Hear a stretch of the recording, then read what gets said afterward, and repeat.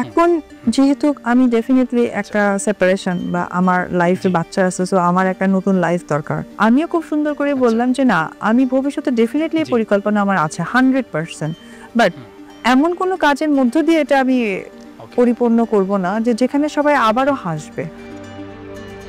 বিয়ে নিয়ে এবার ক্যামেরার সামনেই মুখ খুললেন ঢালিউড কুইন অপু বিশ্বাস। তিনি বলেন, আমি প্ল্যান করে কোনো কিছুই করি না, হুট করে হয়ে যায়। তিনি আরো বলেন, আমি দ্বিতীয় বিয়ে করলেও সাকিবের তেমন কোনো সমস্যা হবে না, কারণ তার সেবা যত্ন করার জন্য তো বুবলি আছেই। অপুর এসব কথা শুনে বোঝা যাচ্ছে খুব শীঘ্রই আবারও বিয়ের পিঁড়িতে বসবে এই নায়িকা। আমার ভবিষ্যৎ পরিকল্পনা অবশ্যই আছে, কারণ আমি দুটো জীবনীকে অনেক বেশি প্রাধান্য দিই, প্রফেশনাল অ্যান্ড পার্সোনাল। তো ব্যক্তি জীবনের মধ্যেও আমার প্ল্যানিংটা আছে, কিন্তু সুন্দরভাবে, বিতর্কিতভাবে নয়। তার জন্য অনেকটা ওয়েট করতে হবে, কারণ আমার এখন মেন্টালিটি অনেক ম্যাচুরেট। সো ওই জায়গা থেকে চিন্তা করে আমাকে সামনে এগোতে হবে। তো এটা হচ্ছে কি আমার ব্যক্তিগত চয়েস, যেটা আমি আমার মা বা আমার ফ্যামিলিকে অনায়াসে বলে ফেলি, সেটা হয়তো আজকে আপনার উত্তরের সাথে আমি বলে ফেললাম। সে কবে নিজেকে আবার সেটেল করছো, তো এই আবার কথাটার সাথে সংযুক্ত আছে, এটা আপনি অনেক রেসপেক্টের সাথে বললেন। আমিও খুব সুন্দর করে বললাম যে না, আমি ভবিষ্যতে ডেফিনেটলি পরিকল্পনা আমার আছে 100%, বাট এমন কোনো কাজের মধ্য দিয়ে এটা আমি পরিপূর্ণ করব না যেখানে সবাই আবারও হাসবে। সো সবকিছু মিলে মনে হয়েছে যে এই জীবনটাকে তুলে নেওয়া যায়। বাট আমি তাদের সাথে কথা বলার আগে আমিও কিন্তু রিলেটেড ছিলাম না, আমি নিজেও জানতাম না।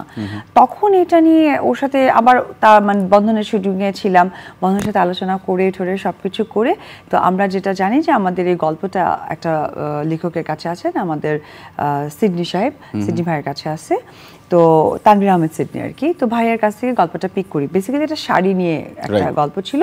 তো যেহেতু অপু বিশ্বাস অ্যাড হয়েছে, একটা সুন্দর অ্যাড হতে হবে। এবং সাথে একটা কথা বলি, বিপ্লব সাহা অর্থাৎ বিশ্বরংময় বিপ্লব সাহা যে দাদা আছে, দাদার সাথে আমি তখন ব্যাপারটা আলোচনা করি। সবার সমন্বয়ে লাল শাড়ি নামটা আসলে তৈরি হয়েছে। অনেক পেছনে কাজ করতে হয়েছে এই কাজটি করবার জন্য।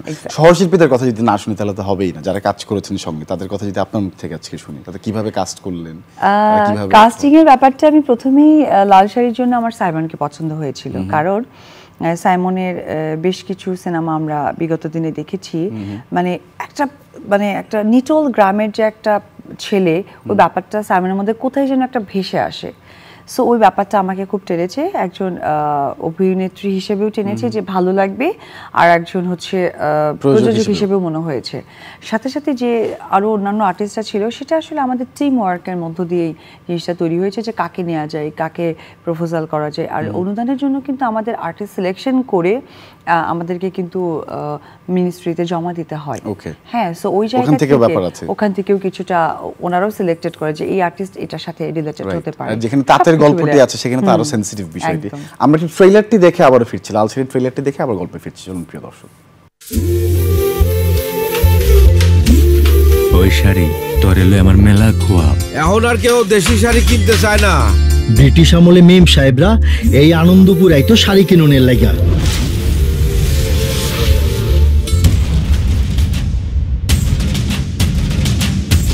আমরা এবার পয়লা বৈশাখে বৈশাখী মেলার আয়োজন করব, ব্যাপক আনন্দ উঠতে দেব। আজি মন নাচে এলিয়া দুলিয়া, এলো রে এলো রে এলো রে বৈশাখ।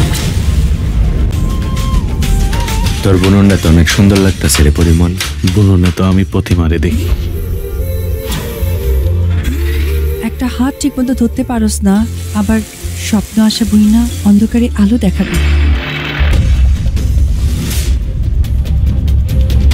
আজকে তাঁতিরা মুখ ফুটা দুইটা সুখ দুঃখের কথাও কইতে পারে না, বুনতে পারে না স্বপ্ন। এবার ঈদ আর পূজা একই দিনে পড়ছে। আমি চাই ঈদ আর পূজার আগের দিন রাত পর্যন্ত তাঁতের শব্দ শুনতে। তার কাপড়ে তো আমগো জন্ম মৃত্যু, কিন্তু সুতা ছাড়া শাড়ি বুনুম কেমনি? মহাজন তোরে 20,000 টাকা দিছিল, কথা ছিল মহাজনের ওখানে তুই শাড়ি দিবি, তুই না দিয়ে দিছিস অন্য মহাজন রে। কাল থেকে একটা শাড়িও বাইরে যাবে না। তাঁতিপল্লীর মানুষের উপরে আপনি যে জুলুম আর অত্যাচার নির্যাতন করছেন, এ থেকে মানুষের মুক্তি চায়।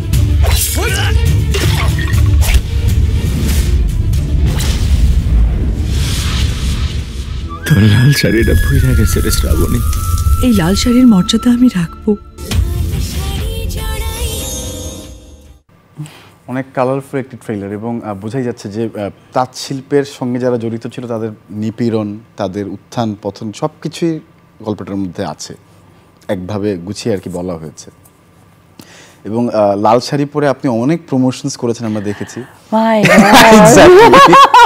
মানে থরলি একদম পিরিয়ডিকলি অনেক প্রমোশন করা হয়েছে, নিশ্চয়ই মন থেকেই করেছেন সেটা? হ্যাঁ, এটা আমার একটা ডিফারেন্ট প্রচারণা ছিল যে যেহেতু অ্যাকচুয়ালি প্রচারণা করার সুযোগটা হয়ে গেছে যে লাল শাড়ি, আর আমি প্রযোজক হিসেবেও ছিলাম, অভিনেত্রী হিসেবেও ওই সিনেমায় ছিলাম, তো দুটো মিলে না আমাকে খুব সাপোর্ট দিয়েছে, এই জন্য আমি লাল শাড়ি পরে গেছে। এবং আমার কাছে এটা একটা লাইফের অনেক বড় একটা ফ্রেমিং যে আমি লাল শাড়ি সিনেমার প্রথম প্রযোজনা করেছি এবং আমি এমন একটা হয়ে গেছে যে লাল শাড়ি পরে পরে আমি প্রত্যেকটা প্রোগ্রামে একদম ঈদের মানে জাস্ট আমার সিনেমার ফার্স্ট উইক পর্যন্ত আমি লাল শাড়ি পরেছি। এবং আজকে আমরা চিন্তা করছিলাম আজকে কি অপু কি লাল শাড়ি পরে আসবেন? লাল শাড়ি পরে আসেননি, লাল অনেকটা ড্রেস পরে এসেছেন, লালের মধ্যেই আছেন না? কারণ হচ্ছে যে আমার ইচ্ছেই ছিল যে যেদিন থেকে আমি স্ক্রিপ্টটা হাতে নিয়েছি সেদিন থেকে লাল শাড়ি, এবং আমার লাস্ট যখন স্ক্রিনিংটা হয়ে গেল, একটা সিনেমারও তো একটা এন্ডিং থাকে, সো একজন প্রযোজক একজন অভিনেত্রী হিসেবে ঈদের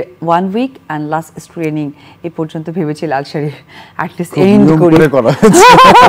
it's very good, very good, আমাদের খুব ভালো লেগেছে। এবং আমি একটু কম্পিটিশনের কথা উপর বলছিলেন যে উপর likes competition in the business, that's one thing. আমি যদি আরেকটু অন্য অ্যাঙ্গেল থেকে বলি যে প্রিয়তমা, প্রহেলিকা, তারপর সুরঙ্গ, তারপর লাল শাড়ি, প্রযোজক হিসেবে আসলে ভীতি তো নিশ্চয়ই কাজ করেছে, আপনি যেটি বললেন, মানে চ্যালেঞ্জ কতটা ছিল যে এটা উতরে ওঠার? এই যে 4টি হল অ্যাডেড হয়েছে, it is a good news.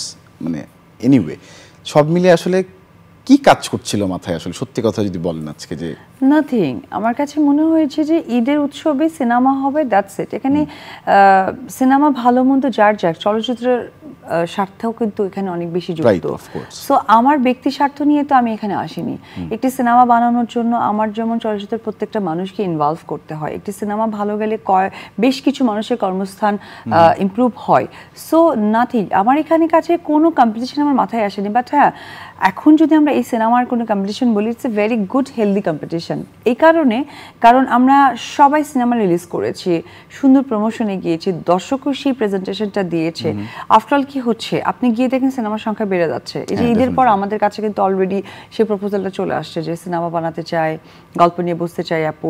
তো আমি যখন একটা সিনেমা শুরু করবো, বা XYZ আদার্স যারা এই ঈদে কাজ করেছেন, সিনেমা রিলিজ করেছেন, তারা যখন কাজ শুরু করবে, তাহলে কি হবে, চলচ্চিত্র আবার সেই সোনালী দিনে চলে আসছে। শুনতেই ভালো লাগছে। এবং তার থেকেও যেটা খুব ভালো লাগছে যে আমাদের কিন্তু কর্মসংস্থান আবার বেড়ে যাচ্ছে।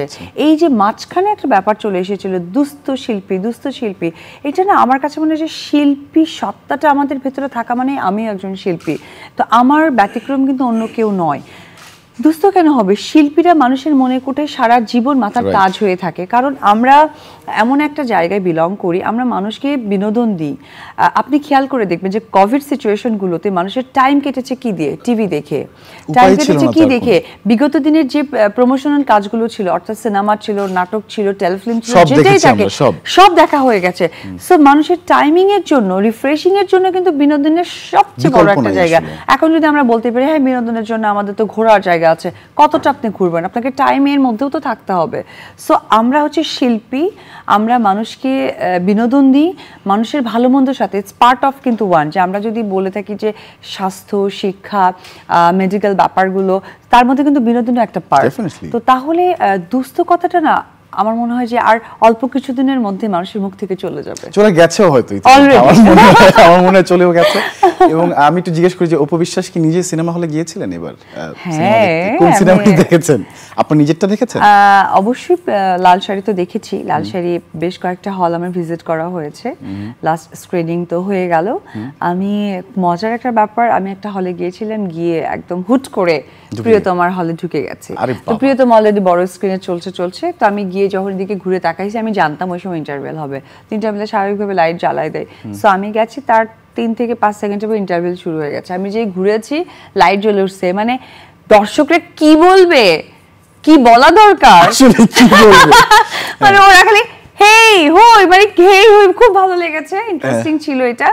তো ওই ব্যাপারটা, এবং মাঝখানে আরেকটা মজার ব্যাপার হচ্ছে যে ওইখান থেকে দর্শকরা বলছিল এটার পরেই কিন্তু আমরা লাল শাড়ি দেখতে যাবো, আপনি নিশ্চিন্তে থাকলাম। না, আমি আপনাদের এখন লাল শাড়ির অপবিশ্বাস হয়ে আসেনি, আমি এসেছি বাংলা চলচ্চিত্রের একজন মানুষ, বাংলা চলচ্চিত্র ভালো যাচ্ছে সেখানে চেয়ার আপ করতে এসেছি আপনাদের সকলের সাথে, দ্যাটস ইট। আর সব থেকে ইম্পর্টেন্ট হচ্ছে প্রিয়তমার নায়িকা আমরা সবাই জানি ওপার বাংলার, তো সে যেহেতু এখানে ইনস্ট্যান্ট নাই, তা আমার বহু সংখ্যক সিনেমার নায়ক, তো আমার কাছে মনে হয়েছে আমি সকলের সাথে অ্যাটলিস্ট একবার দেখা করে আসি। ওয়াও, মানে সত্যি দিস ইজ ওয়ান্ডারফুল। মানে আপনার এই চাওয়াটা আমাদের জন্য অনেক বেশি, মানে কি বলবো, ভালো লাগার আসলে। থ্যাংক ইউ ভেরি মাচ এভাবে বাংলা চলচ্চিত্রকে দেখবার জন্য। এবং একটা গান আমরা বরং দেখে আসি, আবার গল্পে ফিরি। একটা গান দেখতে চাই আমরা, চলুন প্রিয় দর্শক।